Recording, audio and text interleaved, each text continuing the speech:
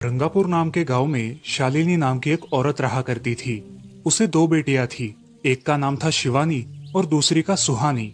शिवानी जब छोटी थी तब उसकी माँ गुजर गई थी, जिसके कारण उसके पिता रघु ने दूसरी शादी कर ली।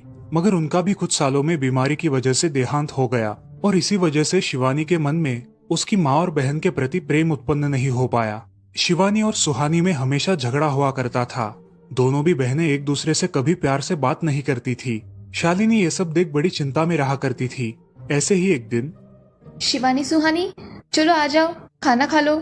हाँ माँ, आई। हाँ माँ, मैं भी आई। ऐसा कहकर दोनों बेटियां वहां आ जाती है और देखती है तो उनकी माँ ने उन दोनों के लिए गाजर का हलवा बनाया था। वो देख सुहानी और शिवानी बहुत खुश हो जाती है।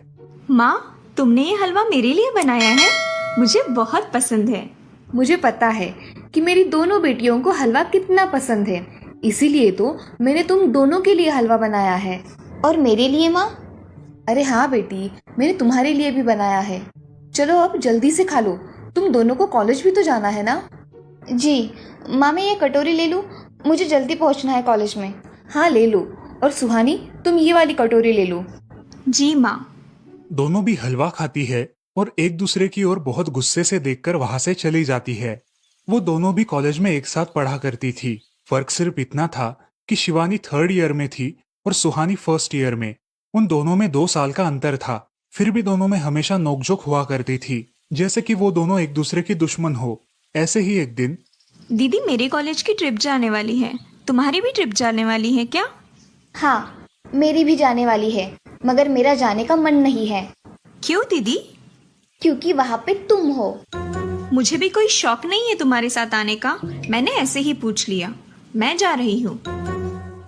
शिवानी और सुहानी एक दूसरे की ओर मुंह फेरकर वहां से चली जाती है। अगले दिन दोनों भी कॉलेज में जाती है। तब उनके टीचर उनसे पूछते हैं, शिवानी, तुम कॉलेज की ट्रिप में आने वाली हो? जी सर, मैं आने वाली हूँ।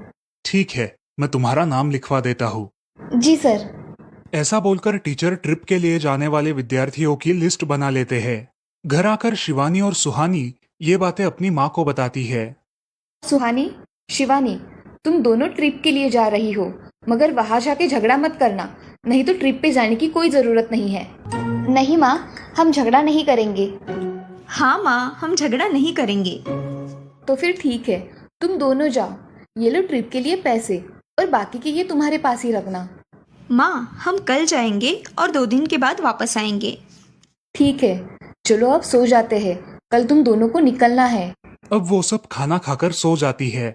अगले ही दिन सुबह उठकर वो दोनों भी अपने अपने बस में बैठकर ट्रिप के लिए निकल जाती है और इधर शालिनी अपने काम में व्यस्त हो जाती है। ऐसे ही कुछ देर बाद शालिनी को शिवानी का फोन आता है। माँ, हम दोनों यहाँ ट्रिप की जगह पहुँच गए हैं। अच्छा बेटी, तुम दोनों ठीक हो ना? हाँ माँ, मैं रखती हूँ, हमें यहाँ अलग अलग स्पॉट देखने जाना है। ठीक है, और जब वक्त मिले तो फोन कर देना। हाँ माँ, अपना और सुहानी का ख्याल रखना। हाँ माँ। फोन रखने के बाद शिवानी और उसके क्लास के सारे दोस्त वहाँ की एक जगह देखने जाते हैं। सुहानी भी उसके क्लास के साथ एक दूसरी जगह देखने निकल जाती है। सारे बच्चे एक साथ घूमकर वापस आते हैं। शिवानी सुहानी को ढूंढती है, मगर सुहानी उसे कहीं दिखाई नहीं देती। इसीलिए शिवानी को बड़ी चिंता होने लगती है। अरे, ये सुहानी कहाँ रह गई? इसका तो कुछ भी पता नहीं, कहाँ ढूंढूं इसे? तभी शिवानी को सुहानी दिखाई देती है और उसके जान में जान आ जाती है। सुहानी, कहाँ गई थी तुम? मुझे कितनी चिंता लग गई थी तुम्हारी। अरे, मैं यहाँ ही थी मेरी सहेलियों के साथ, मुझे कुछ नहीं हुआ। ऐसा बोलकर सुहानी वहाँ से चली जाती है। दूसरे दिन सब लड़के लड़कियाँ जल्दी उठकर अपनी तैयारी कर लेते हैं और पहाड़ पर जाने के लिए निकलते हैं। वो सब आज थोड़ा घूमकर शाम तक निकलने वाले थे। सब विद्यार्थी एक हिल स्टेशन देखने चले जाते हैं। शाम होने तक उस पहाड़ी का मजा उठाते हैं, लेकिन सुहानी बिना किसी को बताए उस पहाड़ी के एक अनजान हिस्से में चली जाती है। वहाँ का मनमोहक दृश्य देखते देखते गलती से उसका पैर फिसल जाता है और वो वहाँ से नीचे गिर जाती है। शाम हो जाने के कारण सभी विद्यार्थी वहाँ से निकलने लगते हैं और यहाँ सुहानी एक पेड़ के सहारे उस पहाड़ी की चोटी पर लटकी रहती है। शिवानी सभी विद्यार्थियों में अपनी बहन को ढूंढती है, लेकिन वो उसे कहीं नहीं मिलती। सुहानी को ढूंढते ढूंढते शिवानी वापस उसी पहाड़ी के पास आती है और उसे आवाज लगाती है। सुहानी, सुहानी कहाँ हो तुम? दीदी मैं यहाँ हूँ, बचाओ मुझे, मैं यहाँ हूँ। सुहानी की आवाज की ओर जाते ही उसे पता चलता है कि सुहानी पहाड़ी पर लटकी है। ये सब देखकर शिवानी बहुत घबरा जाती है। शिवानी अपनी पूरी ताकत लगाकर उसे ऊपर खींच लेती है। तुम यहाँ क्यों आई थी? अगर तुम्हें कुछ हो जाता तो मैं क्या करती? माँ को क्या जवाब देती? दीदी मेरा पैर फिसल कर मैं वहाँ गिर गई। मैंने बहुत आवाज दी मगर मेरी आवाज किसी ने नहीं सुनी। तुम ढूंढती हुई आई और मुझे बचा लिया। तुम दुनिया की बेस्ट दीदी हो। हाँ सुहानी, चलो अब घर जाने के लिए देर हो जाएगी, बस निकल जाएगी। सुहानी को ऊपर खींचते वक्त शिवानी के हाथ पर बहुत सारे जख्म हो गए थे, इसीलिए सुहानी अपनी ओढ़नी फाड़कर उसके हाथ पे बांध देती है और अब वो दोनों बस के पास चले जाते हैं। क्या हुआ है शिवानी, हाथ से खून बह रहा है तुम्हारे? कुछ नहीं सर, मैं वहाँ पे गिर गई थी, अब मैं ठीक हूँ। टीचर और सारे छात्र गाड़ी में बैठकर घर जाने के लिए निकलते हैं। घर आने के बाद शिवानी सारी हकीकत अपनी माँ को बताती है और वो सब सुनकर माँ दोनों को गले लगाकर रोने लगती है। तुम दोनों एक दूसरे के साथ होते हो इसीलिए मुझे कोई टेंशन नहीं रहता, मगर मेरी बच्चियों खुद का भी ख्याल रखा करो। उस दिन के बाद दोनों सौतेली बहनों ने अपने बीच की सब नोकझोंक बंद कर दी और हंसी खुशी सगी बहनों की तरह रहने लगी। दोस्तों, इस कहानी से हमें ये सीख मिलती है कि हम सबको एक दूसरे के प्रति द्वेष की भावनाएं छोड़कर प्यार से रहना चाहिए। चंदनपुर नाम के गांव में चंपा नाम की एक औरत रहती थी। पति, 2 बच्चे और एक बेटी, ऐसा उनका पूरा परिवार था। उसका पति श्रीधर पोस्ट ऑफिस में जॉब करता था। उसके कमाई से ही घर चलता था।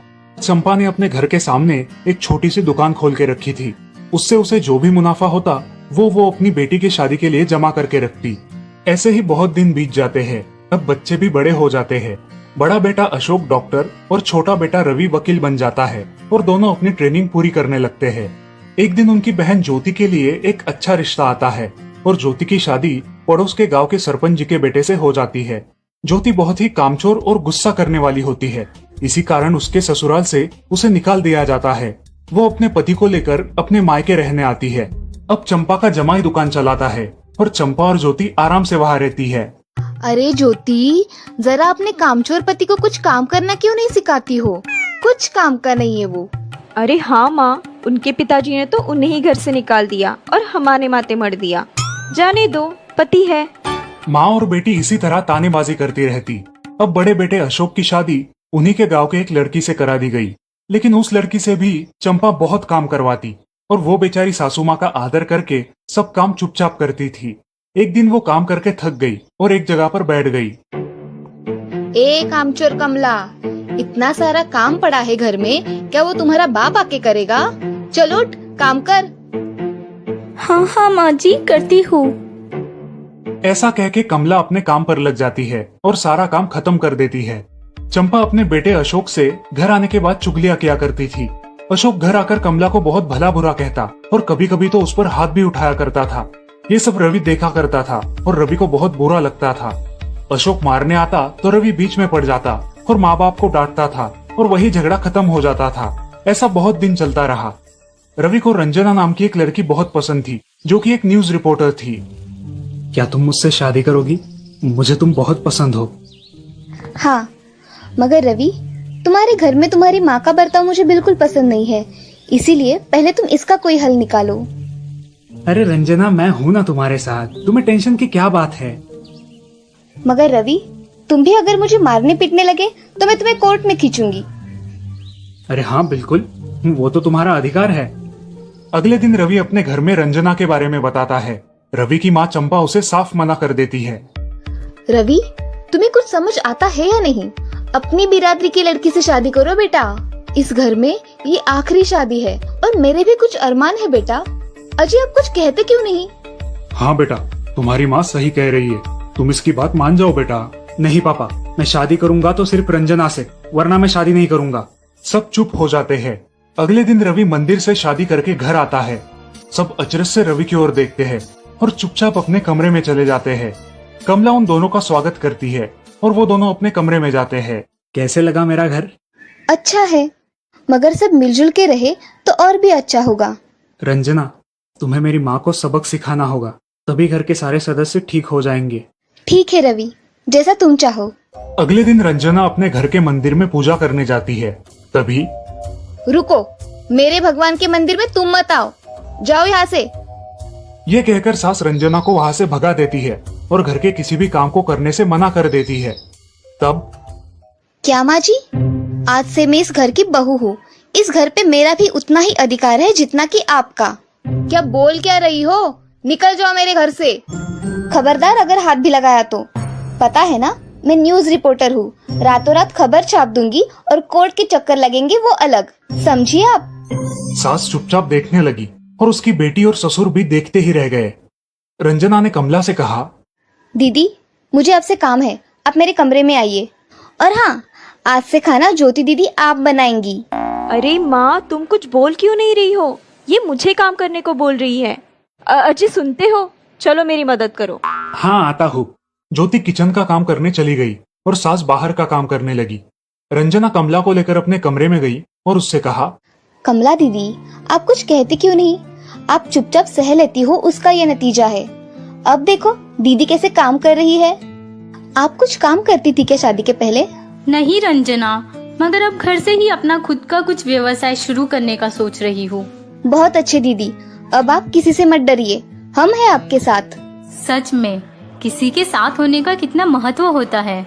अब उसकी सासू माँ ही घर के सारे काम करने लगी थी और ज्योति को काम करवाने की वजह से ज्योति भी अपने ससुराल जाने की सोच रही थी। अजी, यहाँ तो काम वाली से भी ज्यादा बुरी हालत हमारी हो गई है। चलो हम हमारे घर चलते हैं, सब है हमारे यहाँ। अरे रे, आप कहाँ चली? अभी भी काम बाकी है। ज्योति का पति रंजना से धन्यवाद कहता है और ज्योति को लेकर अपने घर चला जाता है। अब सासू माँ एक दिन पूरा काम करके इतना थक जाती है कि उसके बदन में बहुत दर्द होने लगता है। तब दोनों बहू सास के पास चली आती है और एक बहू सास के पैर दबाती है तो दूसरी बहू सर दबाती है। सासू माँ उठकर रोने लगती है। मुझे माफ कर दो मेरी बेटियों, अब से कभी ये गलती नहीं होगी। सास को उसके किए पर पछतावा होता है और ये देखकर घर के सभी सदस्य बहुत खुश हो जाते हैं। रवि और रंजना भी बहुत खुश होते हैं। वाह बहू, जो आज तक नहीं हुआ वो तुमने करके दिखाया। बहू हो तो ऐसी। रंजना अपने बर्ताव के बदले माफी मांगती है और अब सब लोग खुशी खुशी रहने लगते हैं। तो दोस्तों, इस कहानी से हमें ये सीख मिलती है कि हम सब मिलके परिवार बनता है और हम सब परिवार का महत्वपूर्ण अंग होते हैं। परिवार के काम मिल बांट कर करना ये हमारी वैयक्तिक जिम्मेदारी है।